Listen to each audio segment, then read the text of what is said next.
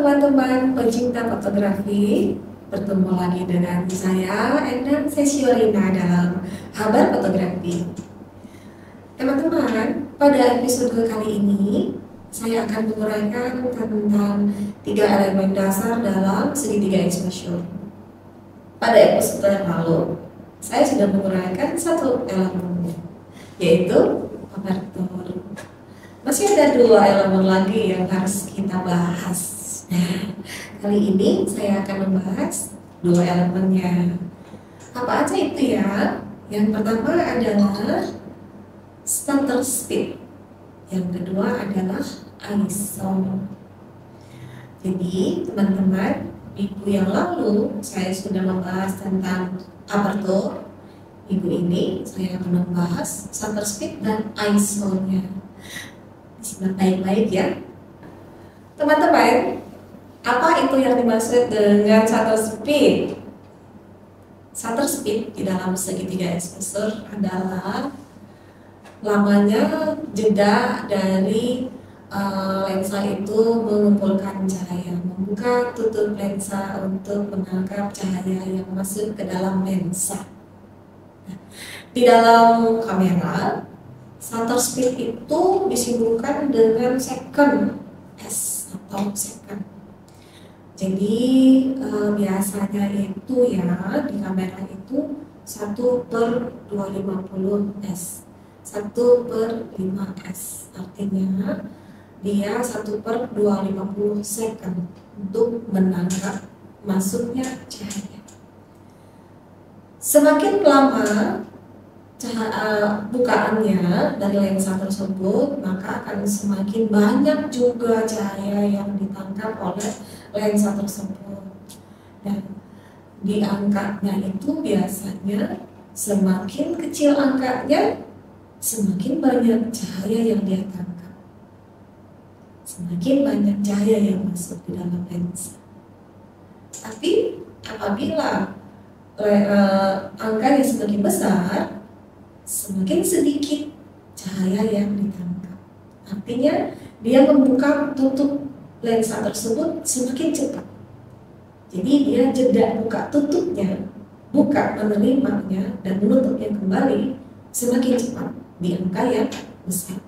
Kalau angkanya kecil, 1/5 second atau 1/10 second, dia semakin lama. Nah, semakin lama dia membuka, semakin banyak cahaya yang masuk, maka foto kita akan semakin terang. Itu tuh dalam shutter speed ya. Terus bagaimana penerapannya di dalam sebuah foto? Di dalam sebuah foto, apabila kita menginginkan foto yang teknik foto tertentu nih, misalnya teknik foto long exposure. Long exposure itu dia menggunakan second shutter speed yang rendah. Angkanya rendah, artinya dia akan menangkap banyak cahaya. Dia membuka dengan jeda yang lama agar banyak cahaya yang masuk di dalam lensa. Teman-teman, setelah ini saya akan membahas tentang bagaimana menghasilkan sebuah foto dalam teknik shutter speed. Simak ya.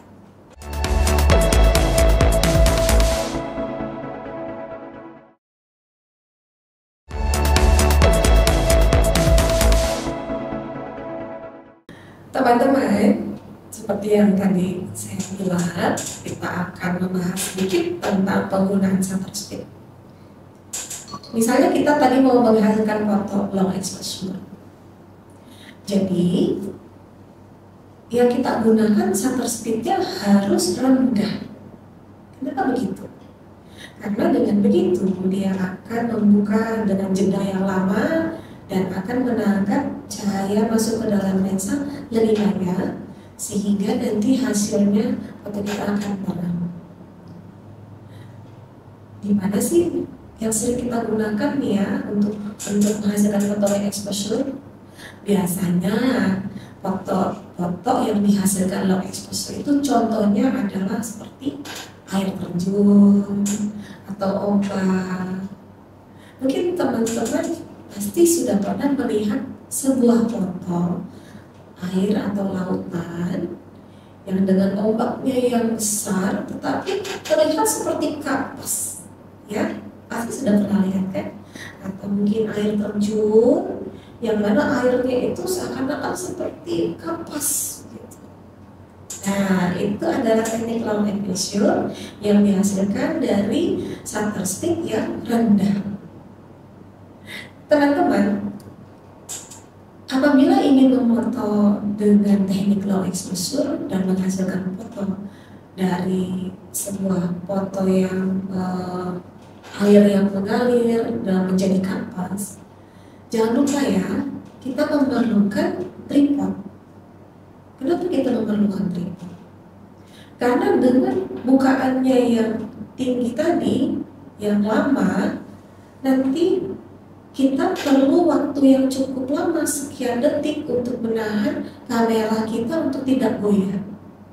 Nah, kalau kita tidak bisa menahan kamera kita goyah, nanti hasil foto kita akan tidak fokus, akan ngeblur. Makanya itu gunanya tripod. Jadi jangan lupa ya, kalau kita mau menggunakan shutter speed rendah, kita harus mempunyai tripod, harus menggunakan tripod. Ingat ya teman-teman ya, dengan shutter speed yang rendah, jangan lupa kita membawa tripod. Shutter speed yang rendah itu berapa sih? Nah, angkanya untuk shutter speed yang rendah, yang biasanya kita masih bisa menahan tidak pakai tripod itu masih di angka 100. Apabila sudah di bawah dari 100 atau di bawah dari 80 second, biasanya kita sudah mulai goyang ini. Sepersekian detik dari helaan nafas kita atau detak jantung kita itu mempengaruhi dengan goyangan kita pegang kamera. Nah, jadi kalau kita sedang memakai shutter speed dengan angka di bawah dari 80 second, sebaiknya kita sudah menggunakan tripod. Ya, itu teknik teman-teman. Teman-teman, terus bagaimana kalau penerapannya untuk shutter speed yang tinggi? Biasanya digunakan untuk memfoto apa nih? Nah, biasanya kalau kita mau memfoto dengan shutter speed tinggi, lebih sering digunakan adalah foto sport, ya. Karena kalau kita memfoto gerakan-gerakan yang cepat, orang yang berlari, orang yang berolahraga, atau mobil yang berjalan, kendaraan yang berjalan dengan laju. Nah, itu kita menggunakan speed yang tinggi angkanya.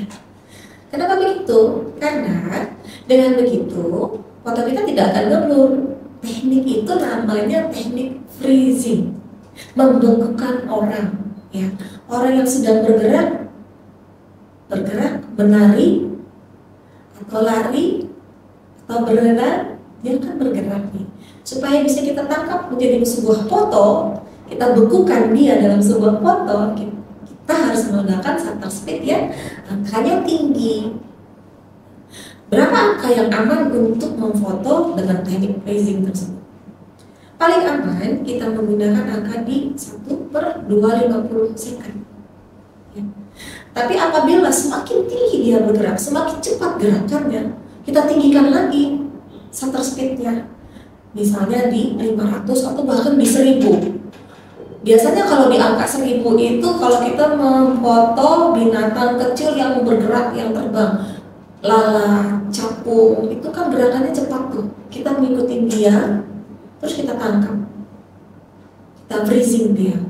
Nah, teknik freezingnya itu kita harus menggunakan angka yang sangat tinggi, 800 bahkan 1000 bahkan mungkin sampai 2000.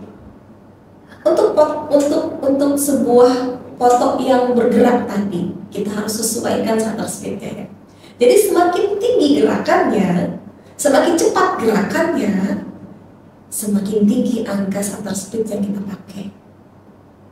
Nah, jadi apabila misalnya juga ada kita mau menangkap sebuah asap misalnya, kan kita freezing asap tersebut, dari minuman keluar asap, ya kan? Bagaimana caranya kita menangkap itu? Kita gunakan speed yang tinggi.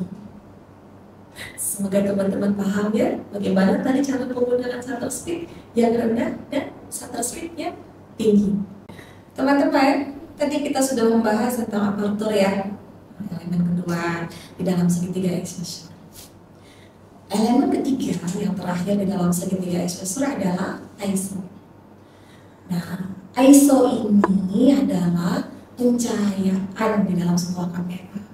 Jadi kalau kita menggunakan ISO yang rendah angkanya, misalnya di 100, itu dia akan menghasilkan cahaya yang rendah.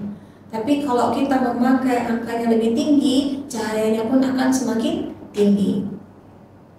Hal yang harus teman-teman perhatikan dalam menggunakan ISO adalah bahwa semakin tinggi ISO yang kita gunakan, noise-nya akan semakin banyak. Ya, apa itu noise? Noise itu adalah kalau dalam istilahnya itu, kalau kita bilang secara umumnya itu, noise itu gangguan dari foto itu. Di foto itu tidak akan tajam, dia akan agak ngeblur. Jadi semakin tinggi ISO, dia akan agak ngeblur, semakin ngeblur gitu, tidak tajam. Makanya kita disarankan menggunakan ISO sedemikian rupa yang dicocok dengan apa yang akan kita foto objeknya. Kalau kita bisa menggunakan ISO yang terendah, itu malah lebih bagus. Nah, terus bagaimana mengimbanginya supaya cahaya di dalam foto itu tetap sempurna, tetap bagus? Nah, di situ kita bisa memainkannya dengan aperture tadi, ya. Jadi apabila ISO kita rendah, aperture-nya harus kita turunkan, angkanya diturunkan. Artinya bukanya akan lebih lebar. Jeda dia untuk mengambil cahaya akan semakin lama, bukan lebar, lama. Semakin lama dia mengambil cahaya dengan aperture yang rendah tadi, ISO kita bisa gunakan yang rendah saja angkanya, sehingga nanti foto kita akan tetap tajam. Noise-nya akan tidak terlihat, tidak akan ada gangguan noise di sana. Di situ sangkut pautnya ISO dengan aperture, teman-teman ya. Jadi saya menyarankan nih, kalau kita memfoto, jangan gunakan ISO yang tinggi-tinggi sekali. Kalau bisa kita gunakan ISO yang rendah saja. Di angka 1000 masih aman. Biasanya kamera tertentu yang mahal mungkin harganya ya, disesuaikan dengan budget sih ya. Itu nanti ISO-nya setinggi ISO apapun, noise-nya akan berkurang. Tapi kalau kita menggunakan kamera yang biasa, yang budgetnya mungkin low budget, kita menggunakan ISO sebisa-bisanya jangan tinggi, ya. Jadi kita bantu dengan aperture-nya tadi.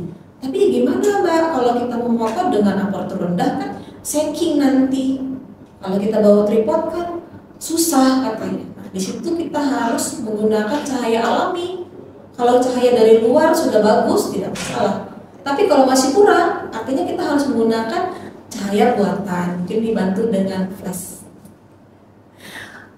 Oke teman-teman, demikian tadi saya sudah membahas tentang hari ini tentang episode shutter speed dan ISO.